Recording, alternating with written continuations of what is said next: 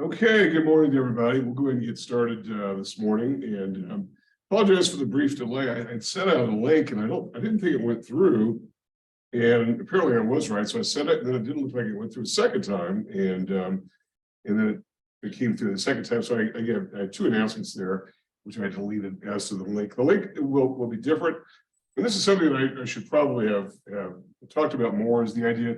The link isn't always going to be the same, so it's not like always copying your browser.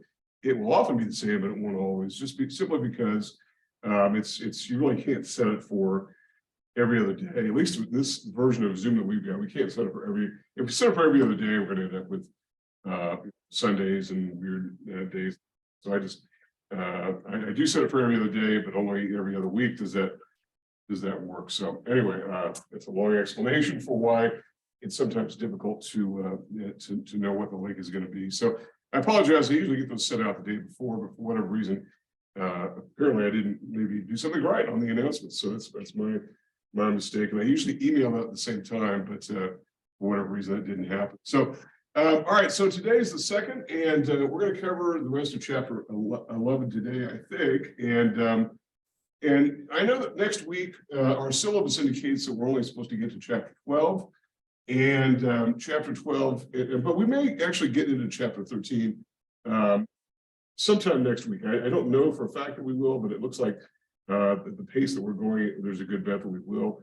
And that takes us more into economic theory. And I just kind of want to sort of look ahead here. I know that we just had our second exam, and I'll try to make those results available probably sometime probably sometime Monday, because I know we have at least one makeup to be done yet, and students to take a makeup if they missed it for whatever reason, and that makeup period is a week, and so that expires on Sunday, and so I'll make the results available. And if you have any difficulty trying to view your results, let me know, and we'll sort of walk through how to view that. So for this upcoming chapter, 12, 13, and 14 are the remaining chapters after this one, and it deals with economic theory primarily, particularly chapters 12 and 13. But 11 is chapter 11 is a pretty good segue into chapter 12, because we talk about something known as the Keynesian model, and that's named after the British economist John Maynard Keynes. And we're going to talk much more about both today and also next Tuesday. And when we talk about economic theory, why is that important for this class? Well, or an economic policy, because the policy is sort of driven by theory very often. And what makes macro a bit different than micro is the idea that micro, most of the actors are pretty much on their own standpoint. If you're a household, you're making decisions as to purchase something. If the price is not right, you'll come to understand what the best price is, given the benefit that you get from the good. If you're a seller of a good, the price is either too high or too low. You'll understand that. And government mostly acts as a regulator, just to try to control things, to make sure that products are safe and that workers are not being abused and are being treated fairly, and the consumer is not being defrauded, etc.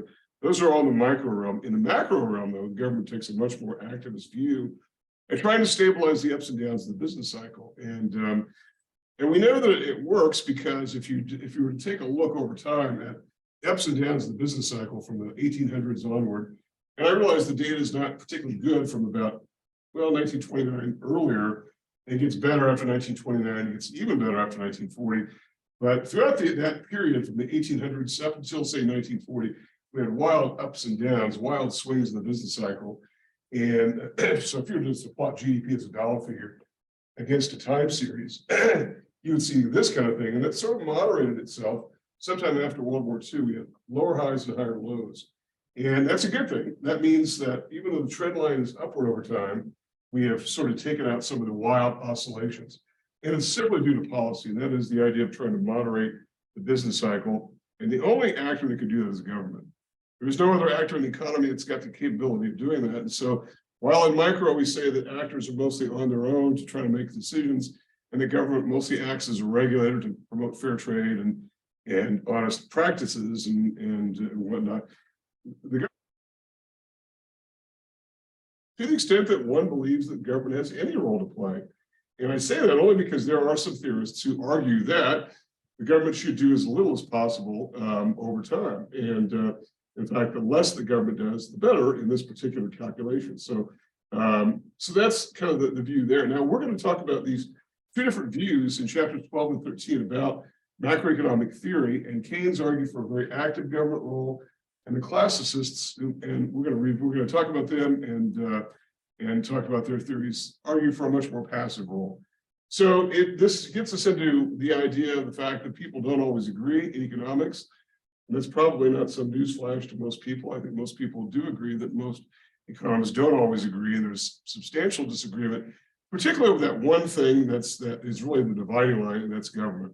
That is, where does government fit in? What role should government play? And again, the word should is always a normative statement. That is how things ought to happen based upon economists' theory of the case. And then it's passed off to policymakers to make the decision in government as to what to do about it. And so for this next segment of the class that leads up to the third exam, it's going to be a lot about theory, but the theory informs the policy, and policy will basically be the main thrust of the fourth segment, and that's the final segment of the class. And I say segments, they're sort of the segment part of the class leading up to every exam. So that's where we are for the sort of the remainder of the term. It's always a good time to sort of take stock of where we are as we are at the halfway point of the course. So are there any questions for me? I know we've got some people on the Zoom link right now and whatnot. If you have any questions, there's so few of you that it's not going to be a big deal. If you do, you can. Usually, my experience with the in-class attendance is people start to arrive at some point. They were arriving really throughout the hour. We'll probably see more of them come in. So, well, if you don't have any questions, and again, if you're on the Zoom link, feel free to, if you don't want to put something in the chat box. I'll get over to that and see it. I'm not physically near it all the time, but I'll try to get to that as quickly as I can. So, okay, I want to revisit just real quickly what we talked about last time, at least particularly related to the consumption and savings functions. And I'm going to get into sort of graphing those again here in order to kind of go forward. We talked about the idea that consumers spend a higher percentage of a lower disposable income. And this is probably not a real newsflash to anybody, given the fact that low-income households tend not to save much and spend most of what they earn. And in fact, this percentage could be greater than 100%. It's not unusual at all. In fact, a lot of households, not even low-income, lower moderate income households, spend more than 100% of their income, particularly if there's an amount of borrowing in that year that results in something we call dis-savings. And dis-savings sounds like a totally phony baloney term, but it really is. It does have meaning.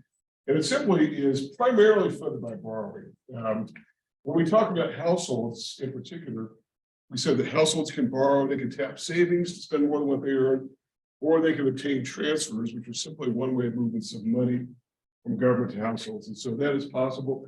So they do spend a higher percentage of a lower disposable income, a lower percentage of a higher disposable income. And the same goes, everything is in opposite condition because savings and consumption are mathematical complements to one another. Households save a lower percentage of a lower disposable income, which makes sense. It flows from the idea that they spend a higher percentage.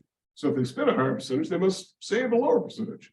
And if they spend a lower percentage, they must save a higher percentage, particularly if there's a higher disposable income available to do that. And so this gave rise to something we call propensities. And propensities are simply things that are leanings or tendencies. And the one tendency that I want to talk about is, and where we left off last time, I think it was the very last thing that we talked about, was this idea of the marginal propensity to save, the marginal propensity to consume and the marginal propensity to save. And when we talk about marginals, one of the things, and I want to reiterate something that I talked about on Tuesday, because it really is important information, and it has to do with the kinds of values that we deal with in economics. And one of those are what we call marginals. Marginals are incrementals. And if you remember from Tuesday, we said that what we're talking about is starting at one place, whatever that place is, and that sounds very indefinite, but whatever we're talking about, if it's consumption, maybe your disposable income is $30,000, that's after tax, and maybe you spend $29,000. And so maybe if you want to dial it down a little bit, you would dial your spending down to $28,000, for instance. It's not between 0 and infinity because that doesn't really make a lot of sense. Zero consumption is possible, but it's not the norm, certainly not for the macroeconomy. So it's somewhere in wherever you are living, including in the macroeconomy as we go from one incremental level to the next. And we talk about marginal, lots of things, marginal tax rates, marginal interest rates, marginal wages. These have to do with the idea of moving from one incremental level to the next. And so what is the logic of this marginal propensity? Well, it has to do really, it comes back to the thing I mentioned a minute ago, that was the idea of policy. And that is, if we were to change people's dollar incomes by a certain amount, through policy primarily, what would they do with it? And we know this is possible and it happens because we've all been witness, whether or not you've been individual recipients or not, of the stimulus checks that the government was sending out over the last, well, not this year, but the last couple of years, as a way to sort of boost the economy. During the pandemic, we fell into recession, so people weren't spending as much. And for obvious reasons, most people were stuck at home or wherever, and they weren't spending. So in order to keep the economy afloat, the government was putting stimulus out there. And it was based upon the idea that if we change their income, because their income goes up with that, then we can adjust and we can see what happens throughout the economy. In other words, how much of that gets channeled to consumption. So delta C is simply, and by the way, delta anything is simply new money sold. What is the new consumption as opposed to the old consumption as a fraction of change in disposable income as a result of that, whether it's a tax cut, a stimulus check, whatever, or whether it's just general expansion of the economy that has been made possible through various policies on the monetary side, like interest rates being lowered. And so these two are complementary as well. So if let's say we change your income by $1,000 and you spend $800 of it and you save $200 of it, then the MPC is a percentage. It's 80%. This has got to be 20%. If it's 90%, this has got to be 10%. Together they equal 100%. And if you want to sort of make that a percentage, you can simply move the decimal 2 points to the right, slap a percentage sign on that, if that's the way you prefer to look at it. Okay. All right. So that kind of gives us an idea of what we're talking about with regard to that. I know we covered that last time, but here's one thing. We're going to sort of build on this model a little bit here and talk about what it means from the standpoint of these models of consumption and saving. I hope that these, I really wish we had this ability to sort of move the camera itself, because I know we get kind of some strange angles going on here, so I apologize for that. But I want to sort of recreate what we did last time, and that was to plot. We have three variables, right? We have consumption, savings, and disposable income. So we only have two axes, and so we're simply going to copy disposable income on both axes here. And plot consumption on this axis and savings on that axis. And then remember that whenever we have a graph that's these two-dimensional spaces with a right triangle, we can bisect that with what's called the line of equality, which is a 45-degree line. And doing my best to, and it's basically an imaginary line. It's not really there, it's just an imaginary line that basically says, okay, because we're talking about dollars and dollars on both axes in both graphs, then it's apples and apples. And so any kind of value that lies on that line must represent equivalent values on either axis. In other words, it'd be an ordered pair, which is XY combination. In this case, it's C and DI and SDI, whatever. And it means that we have equivalent values going on in both places. And so if in fact consumption equals disposable income, then we have a point at which if consumption equals disposable income, excuse me, the only way to get to that, we're back to our formula where disposable income equals consumption plus savings, is that savings must equal 0. And so as a result, if savings equals 0, we come down to a plot point of 0 right there. Okay. Excuse me. And so consumption starts like here, runs through that. We call it the consumption function. And to the extent that consumption is greater than disposable income, then we simply refer to that as dis savings. Nothing terribly different about what we talked about that from last time. And then also we have negative savings there. And so as a result, we have the same dis savings. It's the same area of this right triangle down here as it is down here. Okay. And that is net dis savings. Same goes here. And then if we have a condition here where in this side we've got consumption being less than disposable income, well, that is by definition savings. And so from that standpoint, then we have a very similar concoction here with this wedge here that triangle is the same as that area there. Okay? That's, I think, where we sort of left off last time in talking about that. Now, this is, So the bottom part of the triangle, bottom triangle, C, that is net savings. the savings, yes, That'd be the value. the savings. And it's the same as this savings here. Yeah. And this is savings and that's it. They may not look exactly the same, but they're meant to be as close as we can get them. And notice that you can have negative savings. And I know this idea of negative savings sounds difficult, or even zero savings sounds like a problematic concept, but there are times in which the US savings rate has been so low, it's been practically zero. Not exactly zero, but practically zero. And if you factor in, or factor out, I should say, government savings, which we haven't talked about at all yet. This is all just simple private savings, households. Sometimes government savings fills that gap because government itself does have some savings because they appropriate money at certain times and don't spend it right away. And sometimes tax money just sort of piles up. But sometimes the US savings rate has been extremely low, and it's risen in the last few years. In fact, we saw savings rise during the pandemic. One of the reasons why there was an explanatory value was the idea that some people didn't, quote unquote, need the stimulus. And I say quote unquote because I think you probably ask most people, hey, do you want or need the stimulus? No one's going to say, hey, I don't need that money, I'll give it back, right?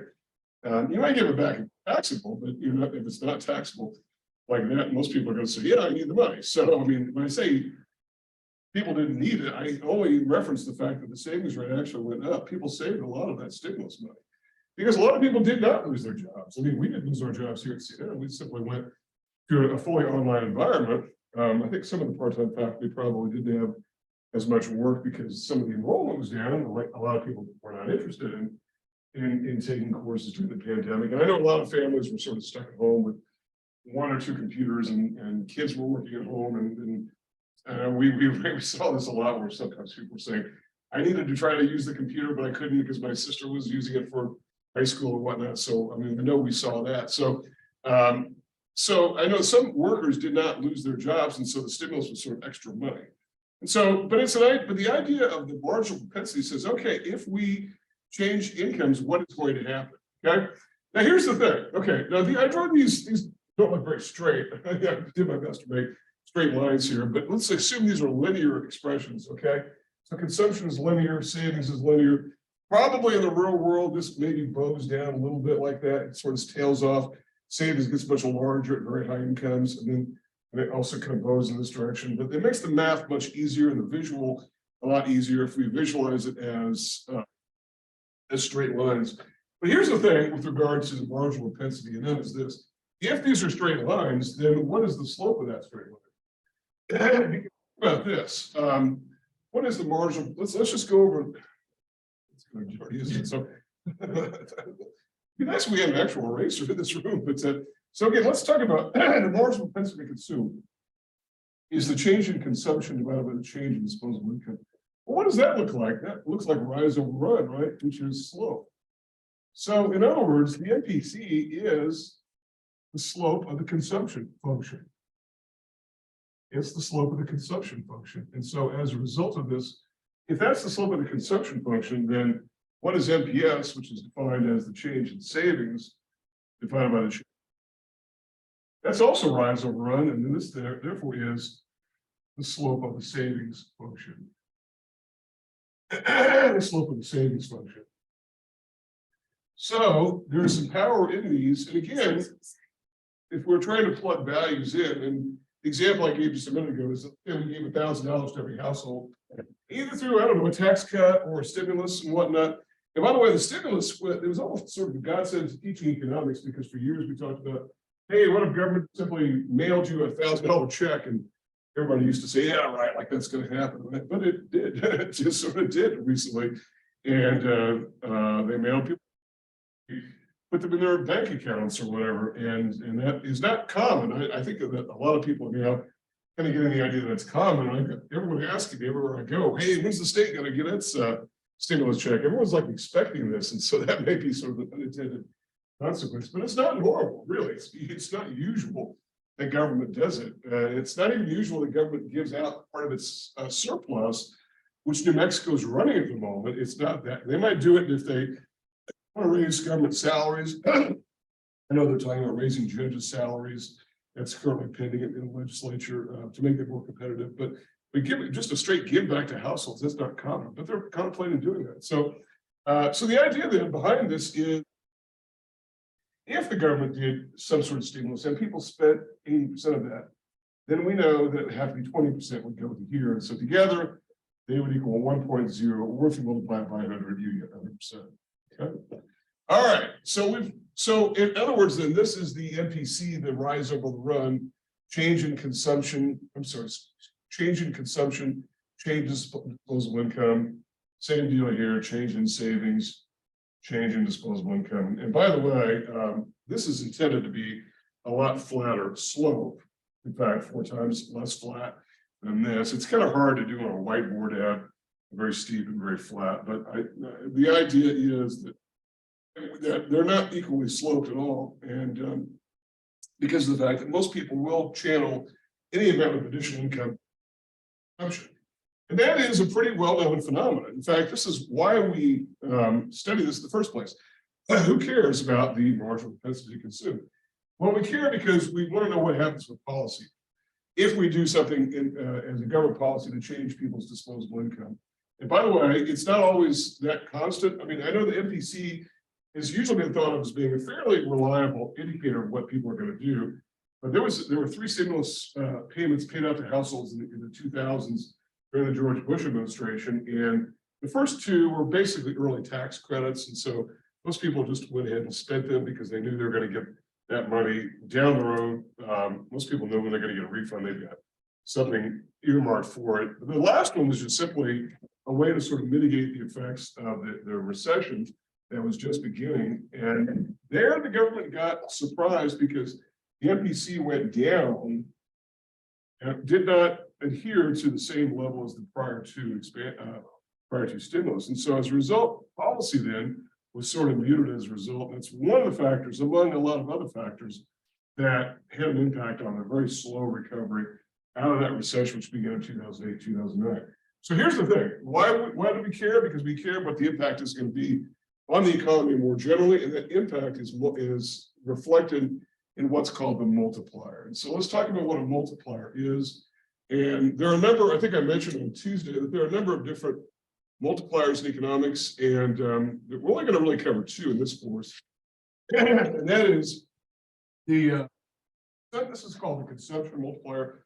I just simply said multiplier here because for right now it's the only one that we're going to be really working with. And the multiplier is simply this. It's simply the ripple effect of some sort of change in something, whatever it is. In this case, it's a change in disposable income. And therefore, we're interested in what is the effect throughout the economy on that change. And so if we give everyone $1,000 in every household, so however many households, however 100 million or so households in the country, then what is the effect going to be throughout the economy? Because when we say a ripple effect, what are we talking about here? It's sort of analogous to the idea of throwing a rock into a still pond, and it doesn't just simply go down and stop rippling. It ripples out, and as those ripples leave that epicenter, they get weaker and weaker, broader and broader. So it has an effect throughout the economy. Because think about that, you get $1,000, and then you spend $800 of it, you save $200. In other words, your MPC is 0.8 or 80%. And so then you do what? Well, you're buying goods that were unanticipated. So as a result, goods are now leaving shelves. And so as a result, the firm that now sold the TV set has to restock that. So the manufacturer of that good has to make another TV set that they didn't think was all along the chain of value, going all the way back to the parts manufacturers. Labor is being employed. People are being put to work, doing more, because it isn't just you, it's millions of other people who are buying TVs and buying furniture and doing other things. Even that is really sort of but more of an active savings, but nonetheless, it has an effect where it ripples through the economy. And so as a result, this ripple effect goes on and on and on. So the $800 you spend now goes to some firm, and maybe that firm then pays its workers a certain amount, and they spend 80% of theirs. on and on and on and on. So at the end of the day, what is the consumption multiplier? It's simply the inverse of the savings rate based upon the initial change. So if the NPS from our example was 0.2, then 1 over 0.2 is 5. Okay. And this is the same formula here. If MPC plus MPS equals 1, and MPS is the, as you simply subtract MPC, 1 minus MPC is how you arrive at that. And basically, I don't have any board space to show you really, but if MPC plus MPS equals 1, then simply subtract MPC from both sides and you get the same as MPS. Okay, you can simply, the math is relatively straightforward there. Either way, we only express it both ways because it depends on which way you feel comfortable doing it. I kind of like this because it's quick and easy. Benefits of using that particular formula, but if all you know is MPC, you can you'd have to simply calculate MPS, which I don't think would be very hard. It's simply the mathematical complement. It's 1 minus MPC to get to MPS. And so, example here, then, what are we talking about when we talk about various kinds of stimuli? And I think I'm going to use this here. I think I've got some room here, and I think I'll use this. And so, just as an example here, what do we mean by when we talk about the multiplier? So, so if we've got an MPC, let's just look at MPC, and then we've got let's say initial change in disposable income of 1,000, right? And $1,000. Okay, and again, we can. It's a very small figure for a macroeconomy. We're talking about the macroeconomy. It's something about $25 trillion. That's 25 times with 12 zeros. So it's a big number. You know, I get that, right? So the change in consumption is this. The change in savings is that, and the multiplier then is this figure here, right? And I'm going to try to shrink it because I don't have much. One of the drawbacks of the Attend Anywhere format is that we don't have much board space to work with, unfortunately. And so let me try to. Oh God, this is really bad. So delta C, delta DI, and then or delta savings, I should say, delta savings, S. And then what is the multiplier? And then ultimately, what is the effect on GDP? Or actually, let's not even talk about GDP so much. Let's talk about what is the change in demand. And this is then going to be the last thing that we talk about before we get into talking about chapter 11's main event of aggregate demand and aggregate, all sort of working up to it. Okay, so that's the change in demand. So MPC, delta C, delta S, multiplier and change in demand. So let's start with some multipliers here and see what we have, MPCs, and see what we end up with. Okay, so we just got a random sample there. So what's going on here? We've got this, right? We've got if 0.5 is the MPC, then $500 is going to go toward consumption. $500 is going to go to savings. If MPC is 0.5, MPS must equal what? 0.5. So 1 divided by 0.5, which is the multiplier, gives us a multiplier of 2. And so it's going to be, we're going to have a change in demand is going to be $2,000 as it ripples through the economy. Because what happens is this, you have the change in disposable income times the multiplier equals the change in demand for goods. Okay? Equals the change in demand for goods. And it's not quite the same as the change in GDP, but it's pretty darn close. Okay? If it's 0.75, then we have 750 of this goes toward consumption, 250 goes towards savings, 1 over 0.25 is 4. And so 4 times 1,000 is 4,000. Hopefully you can see where this is going. I apologize, these columns are kind of close together here, but it's sort of what we have to work with. Okay. What if the multiplier goes to 0.8? Then it must be 800 is spent, 200 is saved. The multiplier is 1 divided by 0.2, which is the NPS, which is 5, and we now get a $5,000 change throughout the macroeconomy. If it goes to 0.9, we have $900 and 100. And 1, which is the NPS, is 10. So now it goes to $10,000. In other words, $1,000 change can result in $10,000 in new spending throughout the economy. as it ripples through, as you have bought that TV and then that TV vendor has to replace that, manufacturer has to replace it. All on the line, workers are being paid to ship it, to make it and whatnot. So all these are adding up as to a multiplier factor. And what is obvious in looking at these numbers here is the fact that the bigger the multiplier, the bigger the impact on the economy. By the change in the something, the change in disposable income, the bigger that factor, the bigger the change in demand. But also, the bigger the MPC means the bigger the multiplier, right? Which makes sense too, because the more that we channel towards spending, the more bang for the buck that we get from in the actual economy, the broader economy itself. And so this brings us back to this idea of what we talked about a little bit last time, and that was this idea of what's called the paradox of thrift. And it's the idea that, let's say we have a very high savings rate, where if you give people $1,000 per household, whether it's a stimulus, whether it's a tax cut, whatever it is, and they save half of it, you're only going to get a multiplier of 2, and that's not that big of an impact throughout the economy. But if they spend most of it, then you get a much bigger multiplier. If it's 0.1 savings rate, 10, so it's a much bigger effect. So even though savings is a virtue, sounds like a virtue, it does do what? It intercepts and dilutes the income and spending cycle. Why? Because there's a fundamental issue at work in macroeconomics, and that is my spending is your income, your spending is my income. And if we decided not to spend very much, we decided to save, then we would simply withdraw some of our income from the spending cycle, and that would slow the economy down as a result. And think about this. I know that sometimes people say, well, wait a minute, not so fast, because what if we don't put the money in banks and then banks just turn around the next day and loan it back out?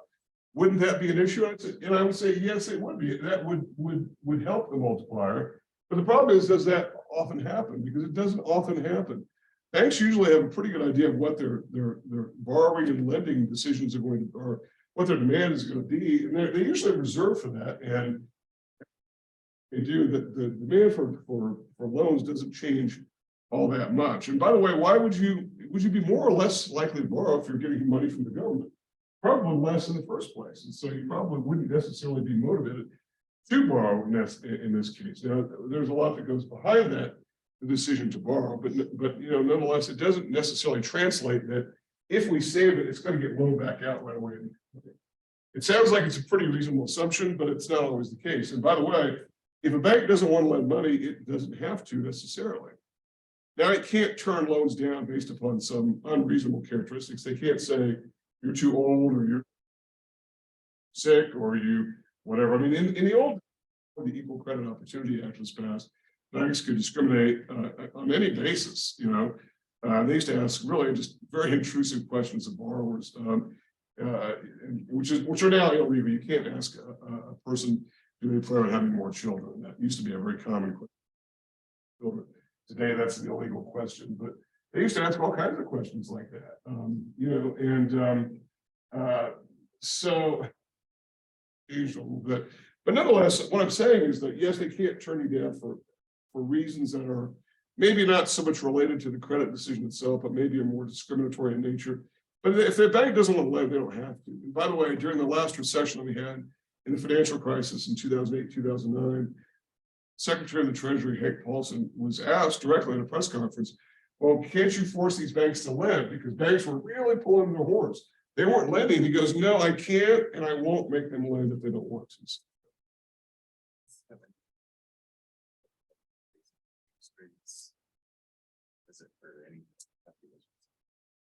Raising interest rate? Not so much. Not so much. Do monetary policy than it does this. This actually would tie more to fiscal policy as we get. We're not quite there yet, but the idea, but interest rates certainly are an influencer of the demand for borrowing, no question. But the idea is that just in order to sort of address any kind of concern that, it's a legitimate question, and that is, well, okay, if I say it, that's fine, but you just get loaned back out. Maybe, maybe not. And again, this idea that even the government does not force banks to lend. In fact, it's just the opposite. Sometimes the government has forced banks to be very cautious on lending. And I know before I got into the banking industry, They were coming off something called a credit crunch, which was an imposed, well, not moratorium, but a clamp down on borrowing and lending because the government wanted to slow the economy down, dealing with runaway inflation. And I know the bankers that got there before me were saying, yeah, the government was really putting the pressure on us. And we were being very choosy as to who we loaned money to. And as a result, that really contributed to the recession in the early 80s as a result of that. Okay, so that's an impact there. So savings does not always translate to borrowing for all kinds of various reasons. It's very similar to the idea that, and this is one of the problems that we had with the Great Depression, particularly because people didn't trust banks. A lot of people were simply taking whatever savings they did have and, burying it back in the backyard in a coffee can or whatever, kind of like a Shawshank Redemption where he buries that money in a coffee can. It's the same deal, right? And it's even worse than putting it into a bank, because at least in a bank, maybe at some point it will get loaned out and put to work in the economy at some point. Maybe not right away, as we talked about. But if you bury it in the backyard, that money is gone for as long as it's in the backyard, and or wherever it is, in a mattress, in someone's wall boards. And I know that when I first started banking, we had some people who were beginning to pass away, who lived through the Depression, whose kids would come in with sacks of cash, just literally grocery bags full of money because their mother died, their father died.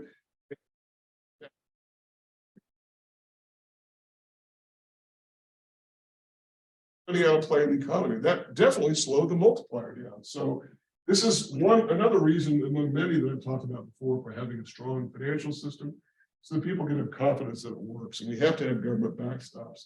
And that goes back to the very first thing I talked about today, is the idea that in macro, we don't want actors to be on their own completely. We want government to provide some sort of stability to the economy so that we can operate. It's like playing a football game with no referees. It doesn't make sense. It doesn't work very well. And as a result, we need government to be in there and sort of regulating and controlling the way things go. And I realize that there are those, and we'll get into the classical school probably next week, and we'll talk about the classical theorists who, a lot of them argue that, hey, government can do too much. And that we don't want government to, it's a slippery slope with government, it always is, in their argument. We give them an inch, they well, and the government starts to regulate this and regulate that and everything. They're in our lives and all that. So I get that point of view. It's probably a little bit overdrawn, and it probably had a little bit more currency during the Cold War, when we actually did have governments in the world imposing too much control on the economy and not letting people do most of their own decisions privately. So, okay, so that's the multiplier. That's the effect that it has on the economy, generally on demand. Okay. All right, so questions about that, and we got there. It took a while to get there, but it was important to show how we got there. It's the breakdown between, if we change some element of the economy that affects people's incomes, then some of it's going to go to savings, it's going to go off and out, is what we call a leakage. But if it goes into spending, it's what we call an injection. So again, all these automotive metaphors that come up again and again in macro, injection and leakage. And so savings is what we call leakage from the economy. It doesn't result in any kind of transfer of new spending, at least not right away. Okay, so that's important. Now, how do we measure all of these changes throughout the economy? In particular, what about, I said demand, but I said that we're going to sort of elaborate on that. So we are, let's talk about aggregate demand and aggregate supply. So this is where macro once again differs from micro, because back in chapter 3, we talked about a basic demand and supply model. We had demand as a downward sloping curve, remember that, and supply is an upward sloping curve or straight line, however we want to present it. And we said that basically the reason demand was downward sloping was due to things like the substitution effect, the income effect, and things like that. A little bit different with aggregate demand and aggregate supply. When we put the adjective aggregate in front of it here, we're talking about totals. So remember, in economics, we have 3 kinds of values: totals, averages, and marginals. And totals are what we call aggregates. So if I took everybody in this room, added up our ages, we would have the aggregate age of people in this room. We could add it up, or we could add up all of our heights together. We could add an aggregate height. I really don't know what we would do with that figure, but you get the idea. All we're doing is simply adding up. It's simply a summation function is all it is. So that's all that's really going on there, is we're simply adding things together. So the same goes with aggregate demand. We're talking about all demand for all goods and services throughout the economy. And aggregate supply is the total supply of all goods and services throughout the economy. So all we're doing is we're simply adding all these up. So let's start with demand first, because that's sort of how we sort of walked into this particular bit of analysis here. Was talking about the demand side, and there does seem to be, there is kind of a chicken and egg kind of debate that's been going on in macro forever, and that's what's more important, demand or supply. In other words, the chicken and egg metaphor goes along these ideas. Does demand drive supply? That is, do suppliers provide goods because people demand them, or is it the other way around, that firms supply goods and therefore demand follows because the demand side says, oh, there's this good that I'm going to buy that. So I think most economists, particularly the first that we're going to talk about in terms of theoretical ideas, demand side model. Yeah, demand has primacy here. So let's talk about what aggregate demand is. Aggregate demand is a downward sloping curve.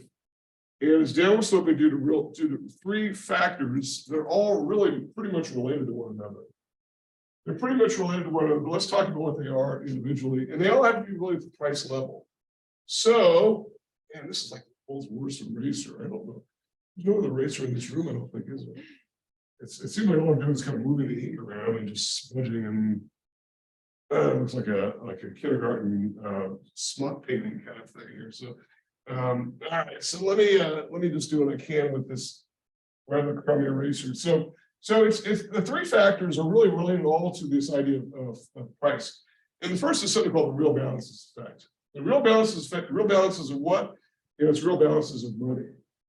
So if in fact, and we're talking purchasing power. So if in fact prices are rising throughout the economy, it means purchasing power goes down by definition. And why does purchasing power go down? Because if your income is relatively fixed, if in the short run, most people's income is relatively fixed. We make that assumption not because it's just an easy fixed income. We make it because most people do have a relatively fixed income, at least in the short run. Most people have an hourly wage and work a fairly constant number of hours. Anybody who works a salary, almost by definition, gets a fixed wage. And certainly retirees, whom we hear the most about, if we're talking about getting a fixed income, certainly have something more or less fixed. Yes, there are people in the economy who have wildly variable wages, particularly people who are in the quote unquote gig. I hate that term because they make it sound like it's just something brand new. It's been around forever. But anybody who is in certain industries where the income is very choppy and chunky and volatile, entertainment, if you're a musician, or if you're even in some of the service industries, like you rely upon tips and exclusively tips. If you're in the real estate business, it's really wild and chunky and lumpy. If you have, most part, it's a pretty good assumption. So if in fact your income doesn't go as far because the good that you were going to buy last month is more expensive this month, then it means you're losing purchasing. So as a result, if the price level goes up, you're going to demand less of the economy. The second is the interest rate effect, and that is the idea that what is interest?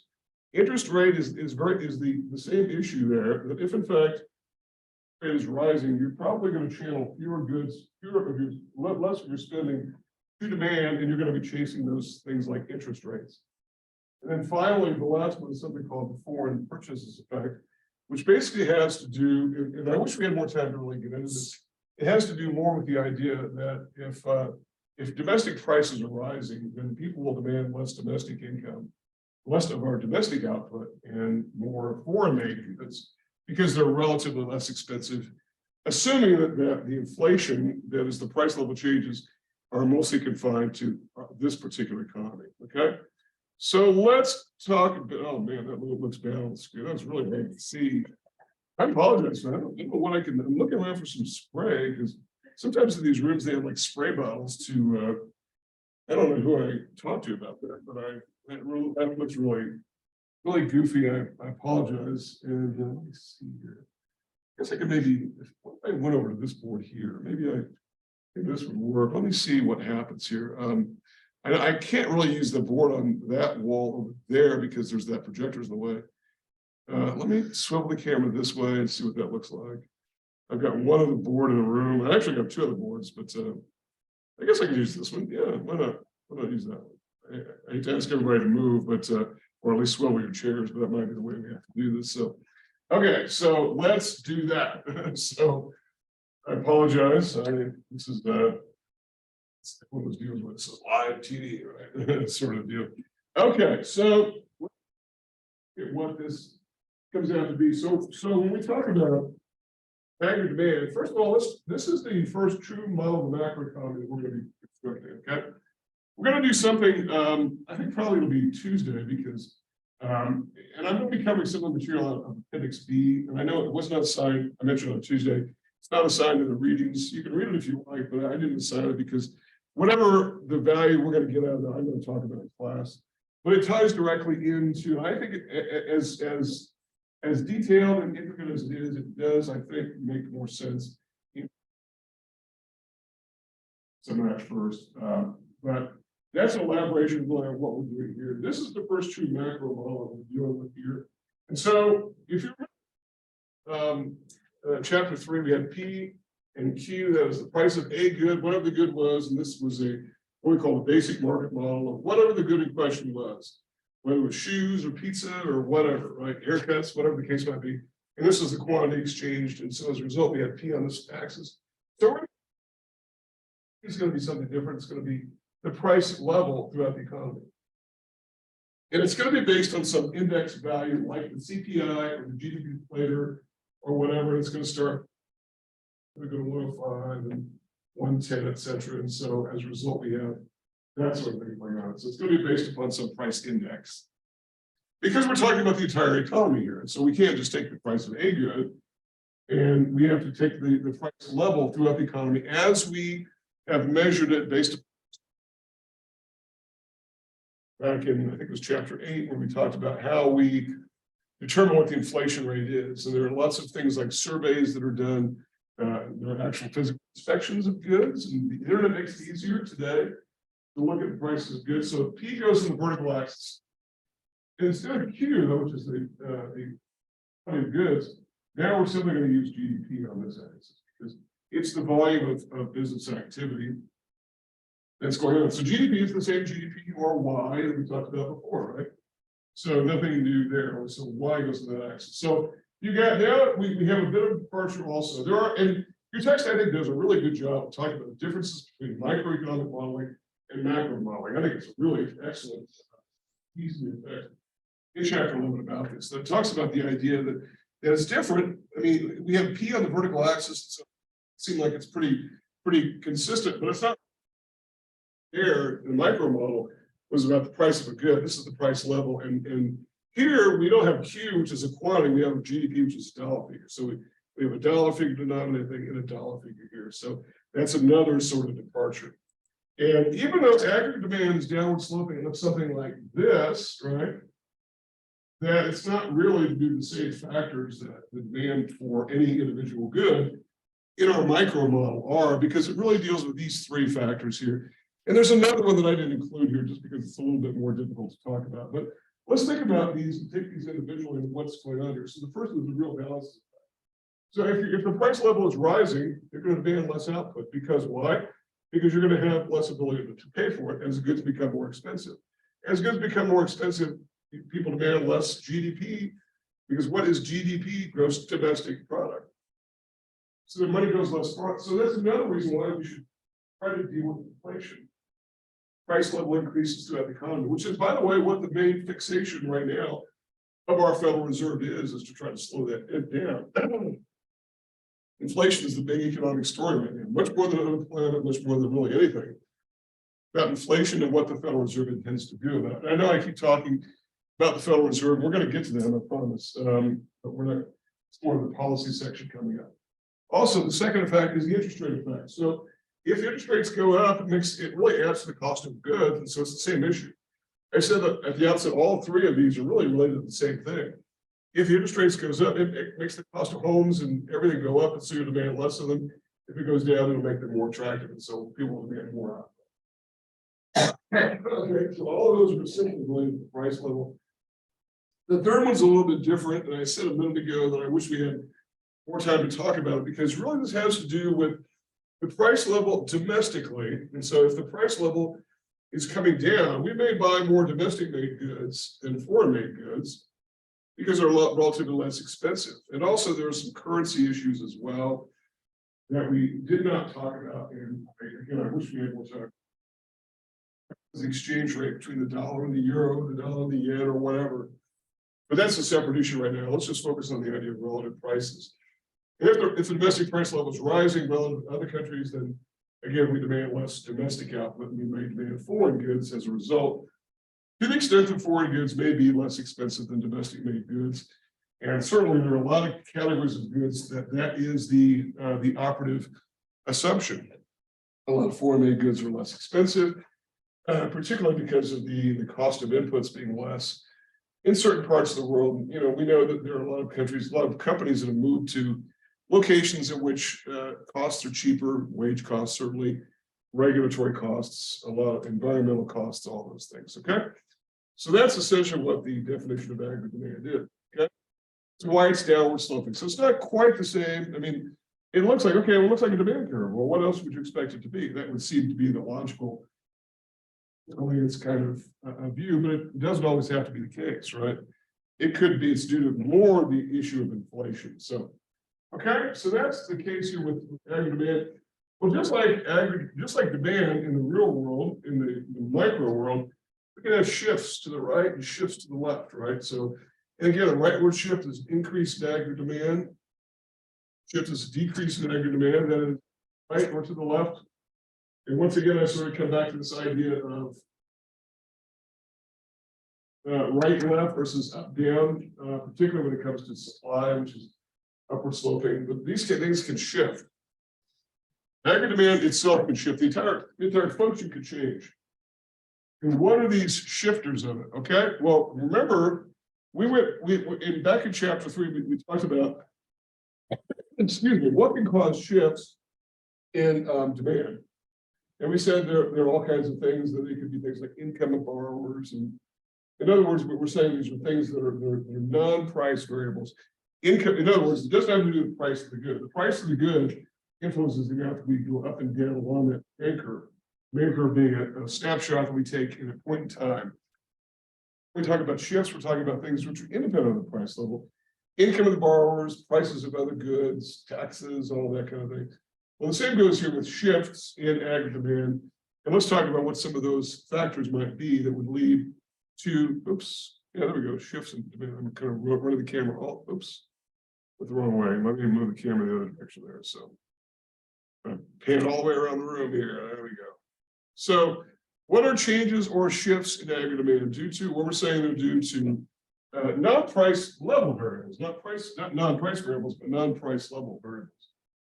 And so what are those? Well, this is pretty straightforward.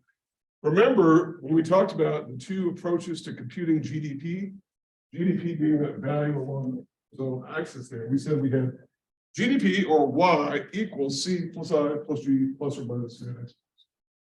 Okay. Well, that is the same.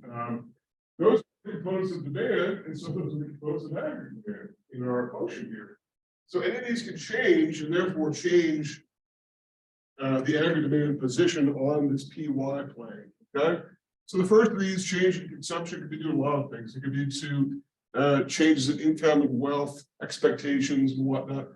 By the way, this idea of expectations, we're particularly in chapter 13, as we talk about some theory that is influenced by what people expect to happen, and it sort of forms the basis of what we think of as being self-fulfilling prophecies.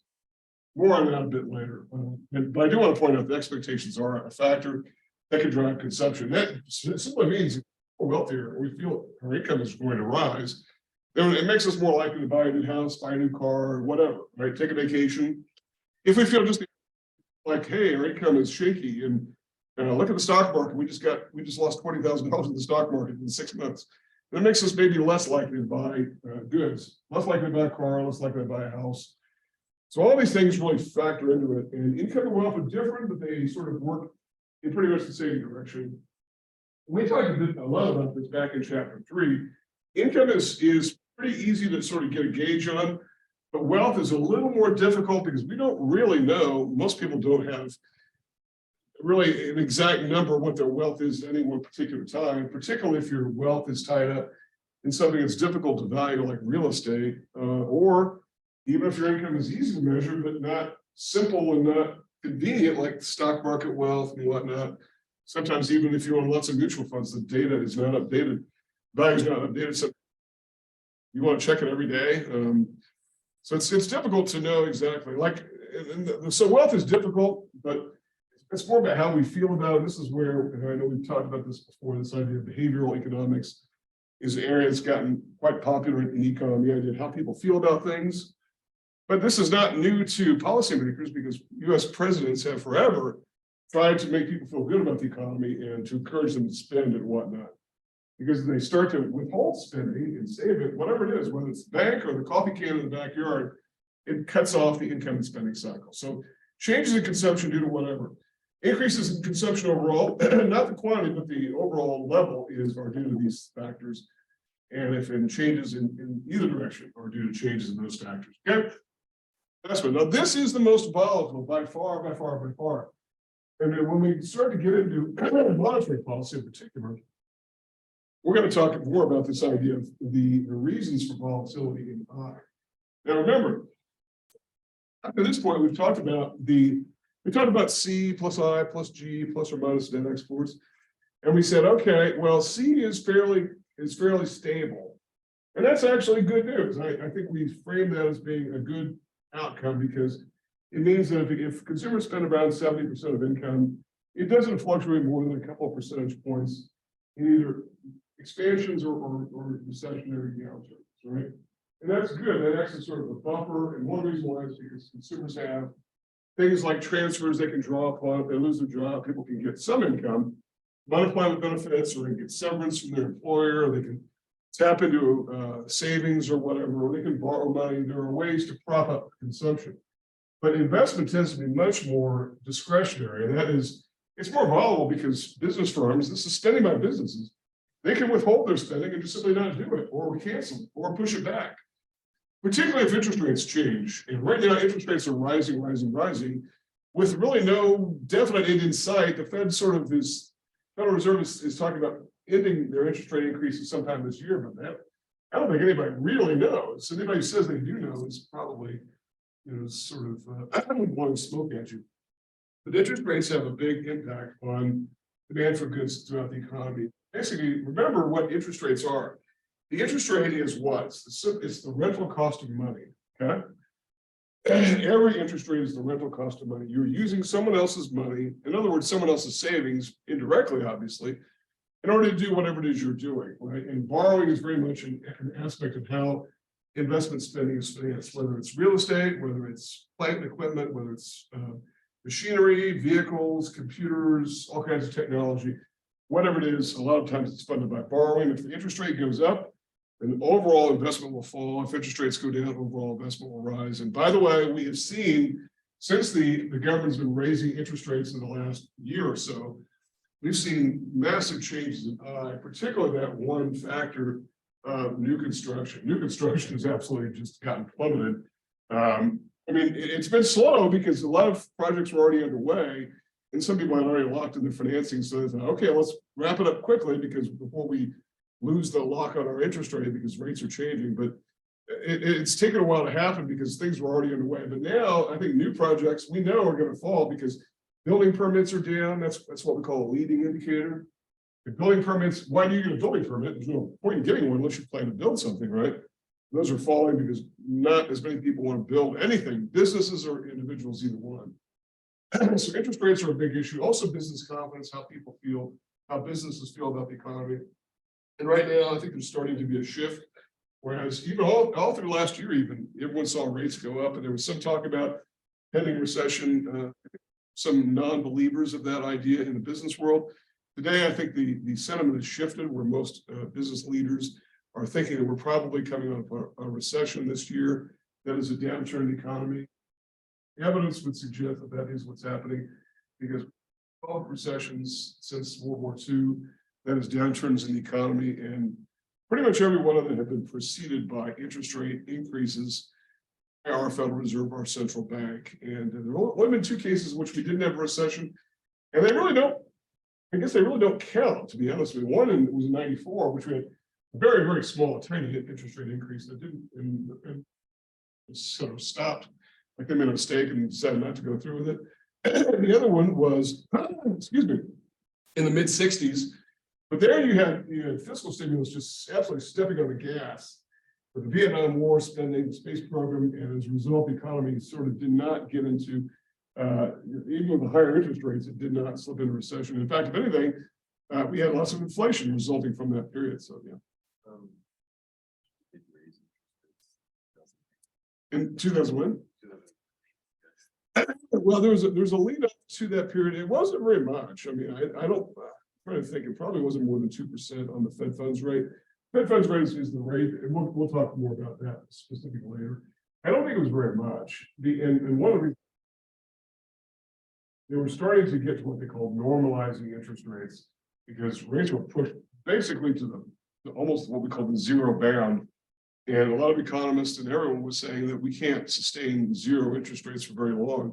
And so the government was trying to make a change. But then we had the financial crisis. But by the way, the rise in interest rates really sort of precipitated that financial crisis, because if interest rates go up, and people have less confidence in the bond market in particular, because people are just going to wait for new bonds to come out instead of buying old bonds. And so as a result, they were dumping those bonds, and that had a lot to do with the financial crisis. There were lots of things going on, but it wasn't a significant increase, not like what we've seen in the last year. But I think one of the reasons why we've yet to get into this recession is because we've gone from practically zero to where we are now on interest rates, and it's taken a while to get there. Okay, so it's been a difficult proposition. So a lot of it's due to interest rates, some of it's business confidence, etc. How businesses feel. If you feel good about the economy, you're going to build a new plant, hire more workers. All this, the workers doesn't translate to I, but building a new plant would, and new equipment, new machines, vehicles, and whatnot. If you feel just the opposite, it's going to go the other direction. It's going to be a left shift, okay, a decrease. Changes in government spending. I don't even have anything. Government spending is almost entirely discretionary when it comes to changes in government spending.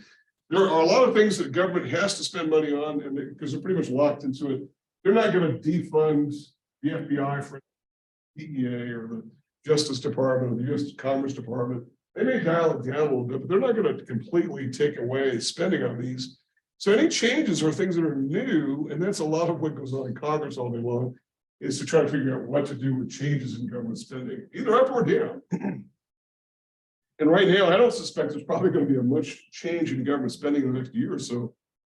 We have a president and a White House and a U.S.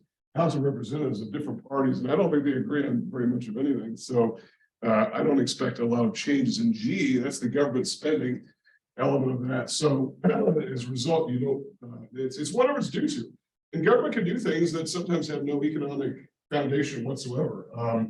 And one criticism of war in general is it doesn't have any economic sense to it, even though some people think opposite. That's, this goes all the way back to Adam Smith in the 1700s, saying that sometimes government will engage in things like war, and they can disrupt the economy as a result of that. And that's obviously not taking into account all the human costs, which are I think, self-explanatory there. Okay, so changes in G can be due to all kinds of reasons that government comes up with, and these are elected officials, and who knows why they want to do what they do. They will end up doing things that are independent of really the expectations of the business cycle. Net exports, well, again, we come back to the side of currency fluctuations. The only thing I'll say about this, because I really going to get into it, was this idea of the value of a currency. And here I want to sort of debunk something that has been, I think a lot of people mistake the word strong and weak for what we think they are, and they're not really. If you have a strong currency, so when we hear on the news the US dollar is strengthening against whatever, the yen or the euro or the whatever, then that's strong. But what it really means is that it makes our goods more expensive in those countries in which people's incomes are denominated in those currencies. Because at some point they've got to pay for US goods in dollars somehow. And if it takes more euros to buy dollars because our dollar is strong, then it means we have fewer exports as a result. So yes, a strong dollar is good in the sense that it's just the opposite of a weak dollar, which can cause inflation, but it also slows down trade. And so that's difficult. And and this often happens when a country is doing lots of exporting because countries have to somehow convert their currency to that other currency at some point. So it ends up putting a brake on some of the exports. On the other hand, a weak currency is thought to be good for exports because why? It makes your goods less expensive to those buyers whose incomes are denominated in stronger currencies. It takes fewer yen to buy dollars, fewer euros to buy dollars, and so as a result, exports pick up. So weak sounds like a bad thing, but in this case, it's good for exports. And so you might be wondering, well, why don't all governments then just simply deflate the value of their money? That way they can boost exports. And the answer is sometimes they do. Sometimes they do. And China was accused of doing it for a long time, keeping the value of their currency down so as to increase exports. There's no real evidence that they're up to it now because I think they're more worried about that being inflationary, which is what can happen if you reduce the value of currency, but it can happen. Britain, for a number of years, was doing that. They're weakening the value of the British pound in order to boost exports. And a lot of countries said, hey, you know what? You're making things difficult for us. So they sort of reverse policy. So it is down. We have heard of currency manipulation, and it is possible to do, but it's due to a lot of factors, a lot of which we're not going to get into. It's really related to this whole idea of net exports. All these can shift aggregate demand in one direction or the other. Okay, in one. So questions for me about any of that? All right, I've only got about 5 minutes, and I think before we get into aggregate supply, which I think I'm not going to cover today, just because it's going to be too much to sort of get into. I want to go back here and talk a little bit more about the interest rate mechanism here. And I'll swivel the camera again. To the extent that I can, I know it takes a little bit of time to move around. So here we go. Everybody in the room here is thinking, what's he doing? You know, he's messing with the camera all the time. Well, I'm doing it for the viewers on YouTube. Okay. It's like CNN doesn't have motion capture, so it follows you around. Well, I don't know what that is, but I may, yeah. It's a new type of will follow you getting ready to go. Yeah, that'd be nice. Well, that would be nice, wouldn't it? It'd be nice to have a microphone too. I always wonder how my voice comes through on the microphone, and plus I am known to mumble, so that's not good either. So anyway, I want to focus on this one factor. Remember, one of the things that we said was the most volatile aspect of demand generally and aggregate demand investment. Okay, so when we talk about investment, what are we really talking about here? So again, here we're going to plot the big I, which is investment. That's new construction. It's changing inventories. It's plant and equipment. It's all these kind of things. And we're going to plot the little I, the interest rate on the vertical axis here. Remember what I is? I is the rental cost of money. It's the rental cost of money. I know it sounds like a wonky expression, but it really is what it is. And it's expressed as an annual rate. Unlike a loan shark that might express their interest rate in weekly terms, this is the annual rate, always. So it's always an annual percentage rate. Good. And which is not the same thing as APR you might see in consumer ads. It's a little bit, APR is a little bit different, just a tiny bit different than the annual rate. It's an annual percentage rate. Okay. So what it basically means is it's very much related to that. So if the interest rate is high, capital investments go. If the interest rate is low or lower, investments go. Demand for investment curve looks something like that. It's downward sloping, and it can relate very much to what's going on with the interest rate. And demand for investment itself could shift based upon non-interest rate factors like, what could be things like changes in expectations, or it could be business confidence, the economy is doing well. It could be a lot of things, but moving up and down along that demand for investment curve are due to changes in interest rates. And so right now, what are we seeing happening in the economy? We're seeing rates go up. And as a result, we're seeing demand for investment fall. And that's going to really translate to a reduction or weakening in aggregate demand to sort of bring GDP down, or at least to slow down and arrest the growth in GDP, which is thought to be too hot. The economy is operating too hot, and so we need to slow down. And the evidence of that is inflation is all around us, and a very low unemployment rate. We've got an unemployment rate of 3.4%, which most economists believe is not sustainable. It's too low. And I know that sounds sort of morbid to say when the unemployment rate is too low. It's like saying you're too healthy, or you're too smart or too beautiful, right? I mean, something that makes a lot of sense, but it does make sense when you consider the fact that the unemployment rate being so low also translates to higher inflation. And as a result, maybe we need to slow the economy down in order to deal with this rental cost of money. And that's one of the factors that government will use to try to slow the economy down. And much more on that a bit later. That's just sort of a preview of where we're eventually going to be going when we talk about policy and what to do, particularly about this most important issue happening right now, that's inflation. Okay. All right. So that sort of does it for. You have a question? Yeah, does the interest rate rule? Does the government have a role? I know it has a role in interest rates. right. Is that do they have a role in deciding who gets which interest rate on loan? Not really, not really. And so when we talk about and that's sort of a good question, because sort of leads in this like what because there's no single interest rate. Usually for modeling purposes, we'll focus on what's called the Fed funds rate. That's simply an interbank borrowing rate. We're going to talk much more about that as we get going. But no, the government really doesn't decide, hey, mortgage rates are going to go here, and so we're going to price out or in more home buyers or home refinancers. I was like, is it tied to credit score? Well, yeah, no, that's a whole other issue. But no, it's not specific. They're not targeting any particular part of the economy from a macro view, and that's how that works. So, okay. Any other questions? Anybody on the Zoom call have any questions? Okay, well, that it is 10:15, so it's time to wrap. Questions about anything, feel free to get with me. I'm available all weekend. Otherwise, I'll see you on Tuesday.